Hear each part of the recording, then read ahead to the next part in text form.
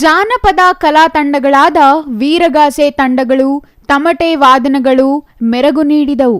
ಗ್ರಾಮ ದೇವರಾದ ವೇಣುಗೋಪಾಲ ಸ್ವಾಮಿ ದೇವಾಲಯದಲ್ಲಿ ಬೆಳಿಗ್ಗೆ 5 ಗಂಟೆಗೆ ಗೋಪೂಜೆ ಮಾಡುವ ಮೂಲಕ ಹಬ್ಬದ ಆಚರಣೆಗೆ ಚಾಲನೆ ನೀಡಲಾಯಿತು.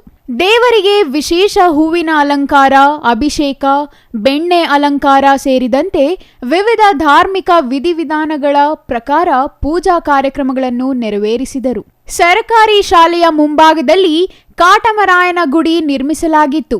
ಗ್ರಾಮದ ಪ್ರತಿ ಮನೆಯಿಂದಲೂ 3 ತಂಬಿಟ್ಟಿನ ದೀಪಗಳನ್ನು ಮಾಡಿ ವಿವಿಧ ಹೂಗಳಿಂದ ಅಲಂಕಾರ ಮಾಡಿದ್ದ ತಂಬಿಟ್ಟಿನ ದೀಪಗಳನ್ನು ಮಹಿಳೆಯರು, ಮಕ್ಕಳು ಹೊತ್ತು ತಂದು ಕಾಟಮರಾಯ, ವೆಂಕಟರಮಣ ಸ್ವಾಮಿ ಹಾಗೂ ವೇಣುಗೋಪಾಲ ಸ್ವಾಮಿಗೆ ಬೆಳಗಿದರು. ಗ್ರಾಮದ ದೇವರ ರಥೋತ್ಸವವೂ ನಡೆಯಿತು. ಬಣ್ಣ ಬಣ್ಣದ ಹೂಗಳಿಂದ ಅಲಂಕಾರಗೊಂಡಿದ್ದ ರಥೋತ್ಸವದಲ್ಲಿ ವೇಣುಗೋಪಾಲ ಸ್ವಾಮಿ ಪಟ್ಟದ ಪಂಚಲೋಹ ವಿಗ್ರಹಗಳನ್ನು ಕೂರಿಸಿ ರಥ ಎಳೆಯಲಾಯಿತು. ಕಾಟಮರಾಯನ ಗುಡಿಯ ಮುಂದೆ ನಿಲ್ಲಿಸಿ ಪೂಜೆ ಸಲ್ಲಿಸಿದರು. 100 ವರ್ಷಗಳಿಂದ ಈ ಆಚರಣೆ ನಡೆಸಿಕೊಂಡು ಬರಲಾಗುತ್ತಿದೆ. ಹಿಂದೆ ಗ್ರಾಮದ ತೋಪಿನಲ್ಲಿ ದೊಡ್ಡ ಜಾತ್ರೆ ನಡೆಯುತ್ತಿತ್ತು. ಸುತ್ತಮುತ್ತಲಿನ ಹಳ್ಳಿಗಳಿಂದ ಸಾವಿರಾರು ಮಂದಿ ಸೇರುತ್ತಿದ್ದರು. ಬಂದವರಿಗೆಲ್ಲ ಅನ್ನದಾನ ನಡೆಯುತ್ತಿತ್ತು. 100 ಜೋಡಿ ಎತ್ತುಗಳು ಬರುತ್ತಿದ್ದವು. ಎತ್ತುಗಳೇ ಈ ಹಬ್ಬದ ಪ್ರಮುಖ ಆಕರ್ಷಣೆಯಾಗಿರುತ್ತಿದ್ದವು. ಈಗ ಎತ್ತುಗಳೇ ಇಲ್ಲ. ಕಾಲಕ್ರಮೇಣ ಜಾತ್ರೆ ನಿಂತು ಹೋಗಿದೆ. ಈಗ ಗ್ರಾಮದ ಮಧ್ಯೆ ಈ ಆಚರಣೆ ಮಾಡಲಾಗುತ್ತಿದ್ದು, ಮುಂದಿನ ದಿನಗಳಲ್ಲಿ ಯುವಕರು ಈ ಆಚರಣೆಯನ್ನು ಮುಂದುವರಿಸಿಕೊಂಡು ಹೋಗುತ್ತಾರೆ ಎಂದು ಗ್ರಾಮ ಪಂಚಾಯಿತಿ ಸದಸ್ಯ ರಾಮಸ್ವಾಮಿ ಹೇಳಿದರು.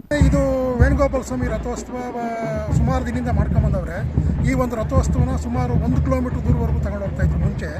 ಈಗ ಒಂದು ಅರ್ಧ ಕಿಲೋಮೀಟ್ರ್ 1 ಕಿಲೋಮೀಟ್ರ್ ತಗೊಂಬಂದಿದ್ರು. ಮುಂಚೆ ಎತ್ತುಗಳಿಗೆಲ್ಲ ಶೃಂಗಾರ ಮಾಡೋರು.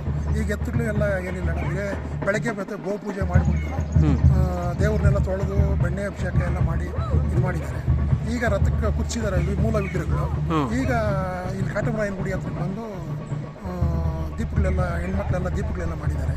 ಆ ದೀಪಗಳೆಲ್ಲ ಇಲ್ಲಿ ಬೆಳಗ್ಗೆ ಮತ್ತು ವೆಂಕಟರಮಣ ಸ್ವಾಮಿ ಮತ್ತು ವೇಣುಗೋಪಾಲ ಸ್ವಾಮಿಗೆ ಕೆಳಗಡೆ ತಗೊಂಡೋಗಿ ದೀಪಗಳು ಬೆಳೀತಾರೆ.